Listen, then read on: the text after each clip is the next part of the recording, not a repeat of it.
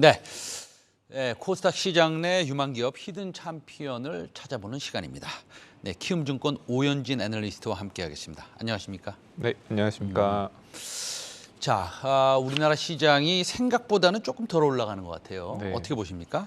네, 뭐 앞서서 사실 많은 분들 얘기해 주셨을 것 같은데, 물론 이제 저희 월 중에서 좀 가장 큰 행사라고 할 수 있었던 FOMC 회의도 이제 끝나고, 관련돼서 이제 뭐 금리 인상에 대한 속도 조절, 뭐 기대감 이런 부분이 같이 뭐 버무려지면서 아무래도 나스닥 같은 경우도 상당히 큰 폭으로 상승을 했었고, 그 이면에서 보면은 빅테크 이제 기술주들의 뭐 실적 발표 이후로도 주가 강세가 이어지면서 그런 점도 나스닥 같은 이제 미국 시장의 반등을 이끌었었는데, 국내 증시도 이제 비슷한 양상으로 갈 것으로 예상은 하고 있어요. 물론 말씀해 주신 것처럼 그 폭이 조금 다소 낮을 수는 있지만 어제 오늘 계속 이어지고 있는 저희 테크 기업들의 이런 실적 발표가 이렇게 그래도 호조세를 보여주고 있으면서 그 밑에 단의 업체들까지도 그래도 주가적인 흐름에서는 좀 괜찮은 흐름을 가져가지 않을까 전망을 하고 있습니다. 알겠습니다.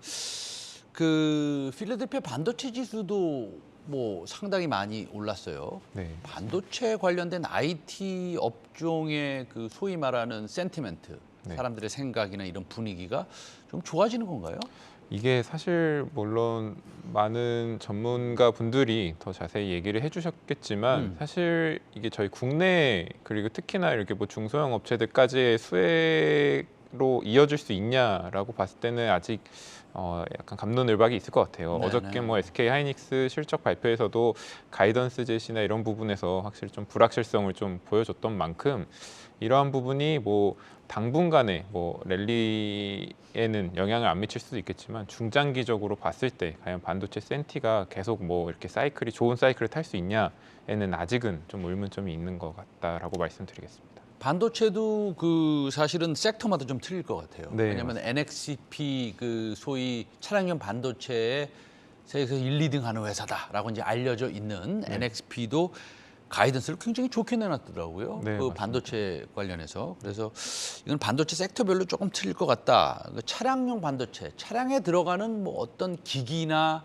부품이나 반도체나 이런 것들은 아직도 좀 좋은데 네, 맞습니다. 일반 D램, 뭐 메모리 쪽은 아직 조금 네. 미진한 면이 있는 것 같습니다. 맞습니다. 자, 그 오늘 소개해 주실 기업은 어떤 기업인지 한번 화면으로 먼저 보겠습니다. 네. BH. 네. BH. 모든 국민이 아는 BH인데.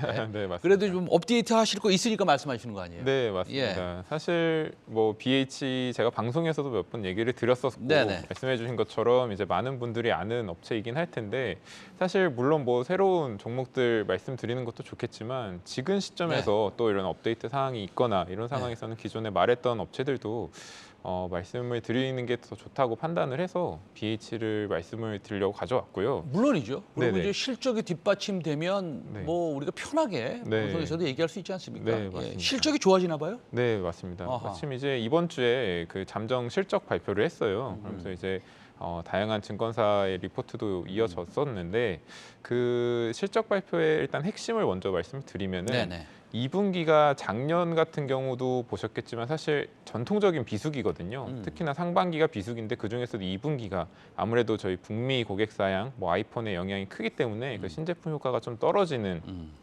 2분기가 가장 이제 비수기일 수밖에 없는데, 네. 2분기에도 240억 원의 영업이익을 기록하면서 상당히 호실적을 기록을 했어요. 그 이면을 바라보면은 저희 아이폰 13 같은 경우 특히나 프로나 프로맥스 단에 그 BH의 RF PCB가 집중 좀 채택되고 있는 그 모델 단의 호조가 상당히 셌는데, 기존에 잘 팔리고 있었던 뭐 북미 지역이나 일본 지역뿐만 아니라 중국 지역 같은 경우에서도 상당히 호조세를 보여주고 있었어요. 물론 중국 전반적인 이제 스마트폰 업황이 2분기에 이렇게 좋았다고 할 수는 없겠지만 그 내에서 타 업체와 좀 차별성을 보이면서 그런 점이 이제 BH의 좀 그 2분기 실적 호조까지 이어졌다라고 말씀을 드릴 수 있을 것 같고요. 그럼 하반기에 초점을 맞춰야 될 부분은 어디로 봐야 되냐면, 역시나 북미 고객 사양 이제 신제품 아이폰 14이나 이런 거에 대한 그 판매 호조 여부를 좀 살펴야 될 것 같아요. 그렇지만 사실 이미 3분기까지 이제 3분기부터 본격적으로 신제품 관련된 생산이 들어간다고 하면은 기존의 저희 경쟁사 철수분이나 이런 부분이 온기로 반영되는 올해 첫 해이기 때문에 14이 설사 기대만큼 안 팔린다고 해도 작년 대비해서 실적 상승은 가능할 거로 보여지고 있고, 그밖에 저희 14 같은 경우엔 최근에 뭐 폭스콘이나 이런 조립 그 회사들의 어떤 채용 형태나 아니면은 신제품의 이제 스펙 향상되는 부분을 감안을 하면은 경기 침체에 대한 어떤 수요도나 우려에도 불구하고 지금까지 2분기에도 이어졌던 이런 수요 강세가 아이폰에는 지속될 걸로 전망이 되고 있습니다. 지금 아이폰 14에 대해서 얘기를 하시면서 네. 수요가 조금 미진해도 괜찮을 것이다라고 얘기는 하셨는데 네. 제가 제 기억으로는 뉴스를 많이 봤는데 아이폰 14의 그 부품 주문량이 네. 상당히 좋다고 그러던데 상황이. 네, 맞습니다. 어. 뭐 앞서서 말씀드린 게 사실 좀 보수적으로 말씀드렸던 아하, 거고, 예. 워낙에 뭐 그런 그 소비재 단에서의 수요 우려가 있기 때문에. 근데 그럼에도 말씀하신 것처럼 13도 그랬지만 아이폰 14에 대한 수요 전망은 상당히 좀 긍정적이에요. 그러다 보니까 이런 부분도 저 같은 경우는 사실 신제품 효과, 뭐 말씀드렸던 스펙이나 이런 것 때문에 부품 주문량이 3분기까지는 상당히 안정적으로 나올 거고 4분기에도 문제가 없을 거로 보여지고 있는데, 아무래도 오늘 이제 뭐 애플의 실적 발표를 앞서서 좀 주목해야 될 거는 최근에 수급적으로도 보면 BH의 공매도 잔고가 상당히 꾸준히 올라왔었던 부분이 있었거든요. 근데 이러한 부분이 최근에 빅테크 기업들이 실적 발표를 하면서 주가 상승을 했던 것을 감안을 하면은 오히려 애플이나 그리고 저희 같은 수혜로 볼 수 있는 BH 같은 경우에도 주가 상승의 반등의 그 포인트가 될 것으로 보여지고 있고, 이렇게 높아졌었던 공매도 잔고가 오히려 어떻게 보면 쇼커버나 여러 가지 이제 상승 탄력을 높여줄 수 있는 요소로 나올 수 있지 않을까. 지금 뭐 그래프에서도 보이다시피 사실 연초에도 비슷한 양상이 한번 됐었거든요.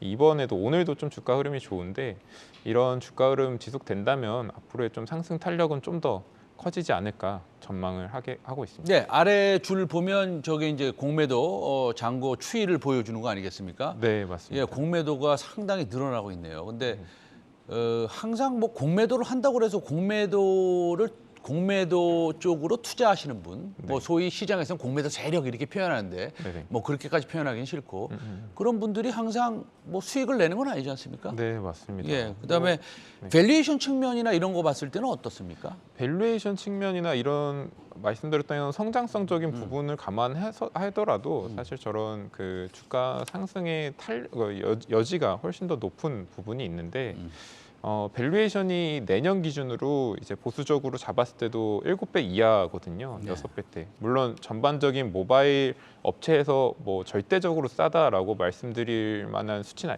요새 워낙에 전반적으로 좀 네. 밸류가 낮아진 측면이 네. 있어서 그럴 수는 없겠지만, 사실 내년부터 본격적으로 되는 게 얘네 아이폰에 대한 수혜뿐만 아니라 차량용 무선 충전 사업 부분에 대한 수혜도 가능하고, 또 최근에 국내 이제 주요 디스플레이 업체가 유럽의 완성차 업체들과 그 차량용 OLED에 관해서도 상당히 좀 그 공격적으로 협의가 되는 부분이 언론 보도가 되고 있거든요. 네네네. 이런 부분도 BH가 수혜를 볼 수 있다는 걸 가정을 하면은 내년부터는 차량용, 전장용 쪽에 대한 매출 비중도 10% 이상으로 넘어갈 것으로 예상이 되고 있습니다. 이러한 부분은 사실 모바일, 그러니까 비교 산업 내 타 업체 대비해서는 아무래도 리레이팅 될 수 있는, 밸류에이션 리레이팅 될 수 있는 요소라고 보기 때문에 이러한 부분을 감안하면은 지금 주가는 상당히 좀 여전히 좀 저평가되어 있는 상황이지 않나 말씀드리고 있습니다. 알겠습니다. 우리 오현진 애널리스트가 그 시장도 잘 보고 종목 분석도 너무나 훌륭하신데 그렇기 때문에 제가 어려운 질문 하나 드릴 수뿐이 없습니다. 이 질문 꼭 드리고 싶은데 왜냐하면 지금 많은 사람들이 BH에 대해서 잘 알고 있는 분들이 많으시고 네. 그다음에 뭐 방송이나 시장의 분석 자료도 굉장히 많이 나오고 그렇습니다. 네. 그러면 오히려 너무 많이 사람들한테 알려졌고 소위 말해서 뭐라 그럴까요? 어닝스 피크아웃에 대한 그런 느낌. 네. 뭐 이런 전반적으로 사실은 많이 알려졌다는 것은 조금 진입하기가 좀 어렵지 않습니까? 그거에 대해서는 어떻게 느낌을 가지세요? 사실 그런 부분도 맞는데, 제가 기관 투자자분들이랑 세미나를 하다 보면 네. 아직도 반반 나뉘는 것 같아요. BH에 대한 이제 변화된 BH의 네. 뭐 전장용 네네. 부분이나 아니면 향후에 뭐 아이패드 OLED 네. 채용이나 이런 부분에 대해서의 성장성을 긍정적으로 보시는 분들도 있는 반면에 네. 여전히 뭐 여태 동안 기존에 보여줬었던 BH의 어떤 주가 흐름이나 네. 상반기 그 실적 변동성에 네네. 대한 우려로 그 성장성을 크게 안 봐주시는 분들도 있는데 오히려 저는 이런 부분이 기회 요인이 될 수 있다고 보고 있고 확실히 2분기 실적까지 발표하면서 상반기 실적 변동성에 대한 우려 같은 부분은 확실히 그 덜어냈기 때문에 기존에 이렇게 반신반의하던 투자자분들에 대한 인식 전환이 저 같은 경우에는 투자의 기회로 좀 요인이 될 수 있지 않을까라고 보고 있습니다. 아무리 조금 그 자본 집약적인 사업을 하더라도 다른 분야로 나아가는 비즈니스를 갖다가 다양화하는 사업 다양화 때문에 사실은 리레이팅의 가능성이 좀 있다. 네. 뭐 이런 말씀이시죠. 네, 맞습니다. 내년 6.6배, 7배 사이로 거래되는 것은 네네. 조금 너무 심하다 이런 말씀이시네요. 네, 맞습니다. 알겠습니다. BH까지 말씀드렸습니다. 오늘 키움증권 오연진 애널리스트와 함께했습니다. 감사합니다. 네, 감사합니다.